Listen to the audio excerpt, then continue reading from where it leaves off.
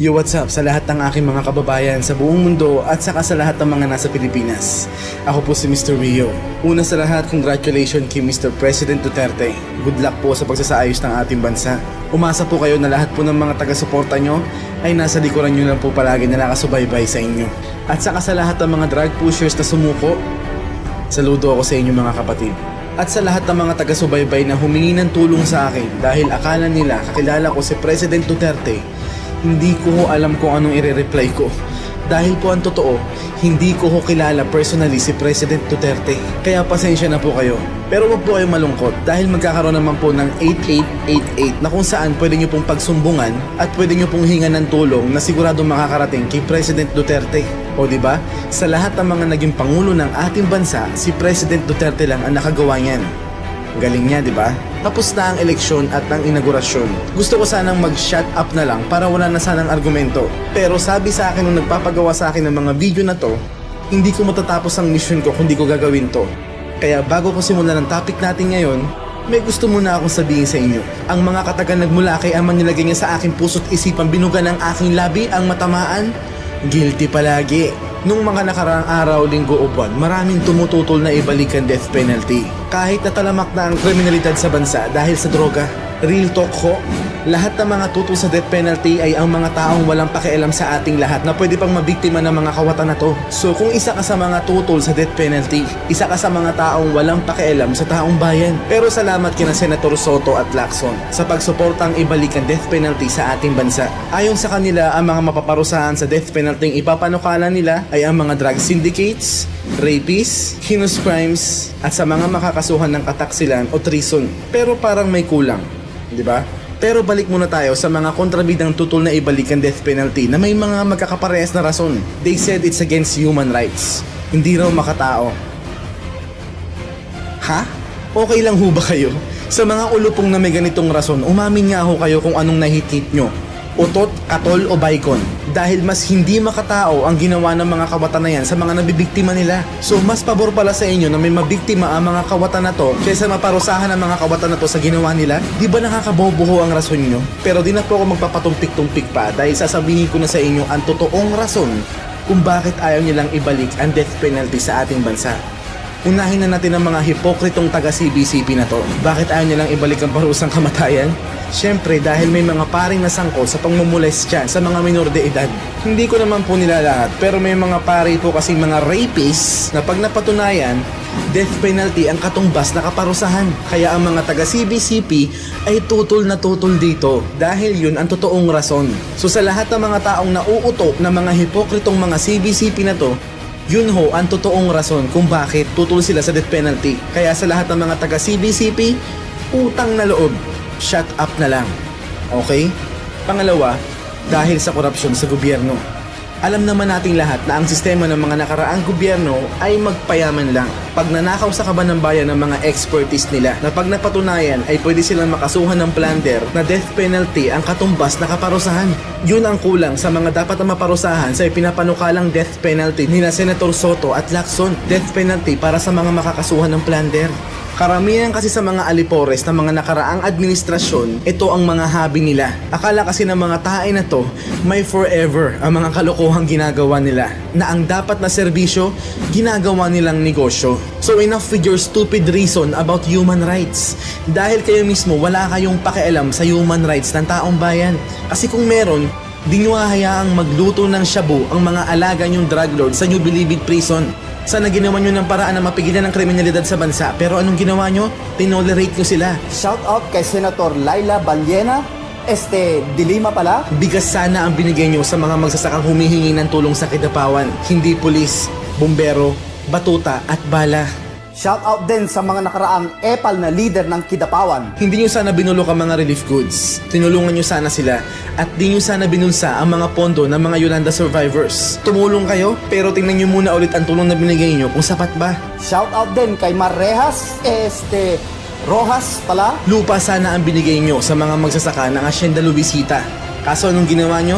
Tinarantado nyo lang sila. Shout out din kay Panot at sa lahat ng mga oligarchs. Hustisya sana ang binigay nyo sa SAP 44, hindi mga paninisi sa mga sarili nyong kapalpakan. At shout out ulit kay Panot at kay Purisima. Tinutulungan nyo sana ang mga kababayan nating mahihirap na makaahon sa kahirapan. Shout out sa nakaraang administrasyon.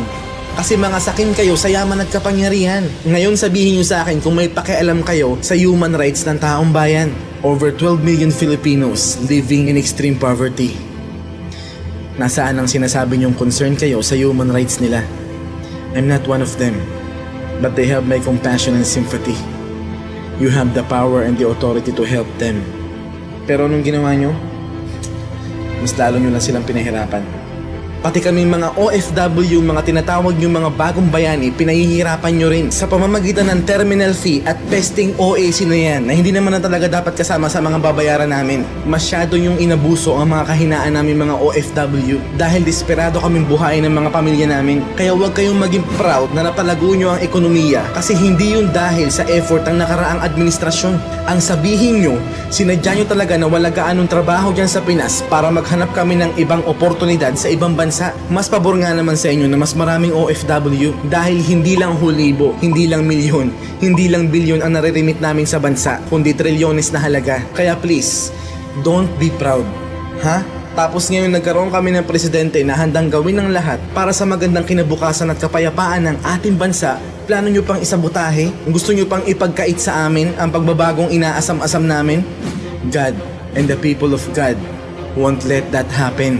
Dahil tandaan nyo na ang Diyos at ang taong bayan ng kalaban nyo pag may nangyaring masama sa presidente namin. So para sa lahat ng mga solid Duterte supporters at mga anti-Duterte, magkaisa na po sana tayo at magtulungan. Siguro naman pagbabago ang gusto nating mangyari lahat. Ang kagustuhan ng Diyos Ama ang naganap dahil mahal niya tayo. Uulitin ko sa inyo muli na si President Duterte ang instrumento ng Diyos Ama para ayusin ang ating bansa. Kaya suportahan po sana natin siya at ipanalangin na sana nasa mabuti siyang kalagayan. Ganon din po si PNP Chief Bato de la Rosa at sa lahat po ng mga kaalyado nila at mga opisyal ng gobyerno na pagbabago din ang gustong mangyari. Sa lahat ng mga supporter ni President Duterte, congratulations ulit sa ating lahat dahil nagbunga lahat ng effort natin. Pero hindi ibig sabihin nun tapos na ang paglalakbay natin patungo sa pagbabagong inaasam-asam natin. We're just getting started. So hindi rin tayo titigil sa pagsuporta sa presidente natin. At yun din ang kalooban ng Diyos Ama.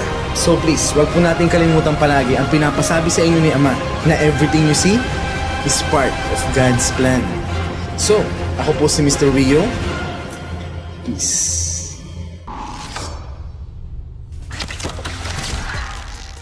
Today, there are over 50 countries around the world which continue to use the death penalty. I will have to maybe convince Congress to create something like 30 criminal circuit courts to try drug cases only para mabilisan. And I will recommend to Congress the restoration of death penalty by hanging in public. What I would do is to urge Congress to restore the death penalty by hanging, especially if you use drugs. Automatic yan. Drugs must be stopped. Gagamitin ko ang police pati military to go after drugs. Ang utos ko sa kanila, patayin mo. Ito hindi ka na kailangan matakot. Talagang mamamatay ka, matakot ka o hindi. Because this part of the law says, it is retribution. Magbayad ka sa ginawa mo to the community. That is why I am asking for the reimposition of the death penalty so that I can hang them. Retribution. Kaya na-discourage kang mag-commit ng crime o hindi, iyo yan. Basta nagkasala ka for serious, heinous crimes like drug-related crimes. Ngayon ka lang makita dito na ang mga tao sa mundo are reduced to animals. Wala noon yun. Yung droga, wala yan. I mean, they rape before, but bestial instincts. Dito, 1-year-old, 3 months old, nire-rape, pinapatay, anak ka ng, tapos sabihin nila, wag yung death penalty kasi inhuman. Ano pa bang makita po ng human killing an 18-year-old child, raping her? Death penalty to me is the retribution. Magbayad ka.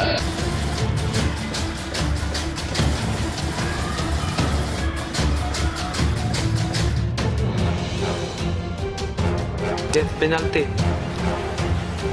Para sa atin, sa Bible lahat ng bansa should have death penalty.